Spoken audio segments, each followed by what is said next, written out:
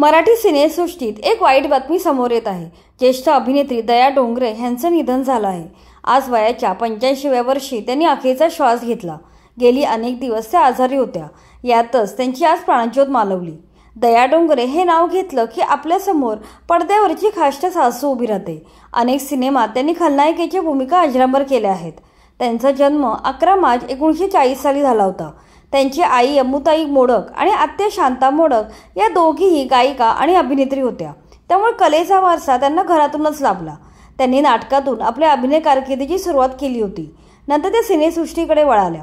त्यांच्या काही गाजलेल्या मराठी चित्रपटांमध्ये उंबरठा, नवरी मिळे नवऱ्याला, शिवमंगल सावधान, खट्या सासू नाठा सून, आत्मविश्वास, कुलदीपक, 4 दिवस सासूचे या चित्रपटांचा समावेश होतो। त्यांनी काही हिंदी चित्रपटांमध्ये भूमिका केल्या आहेत। 1980 साली दया डोंगरे मरणातून वाचल्या होत्या। मंतरलेली चैत्रवेल नाटकाच्या दौऱ्यात साताऱ्यावरून कोल्हापूरला जाताना त्यांच्या बसचा भयंकर अपघात झाला होता। मात्र या अपघातात त्यांचा जीव वाचला।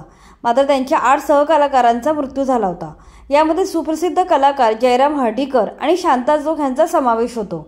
ही घटना त्यांच्या आयुष्यातील सर्वात दुःखद आठवणींपैकी एक ठरली। पुढे 1990 साली त्यांना डोळ्याचा एंड्रोपियन हा दुर्मिळ आजार झाला। या डोळ्यांचे स्नायू आत वळतात व त्यामुळे डोळ्यांना उजेड व वारा सहन होत नाही।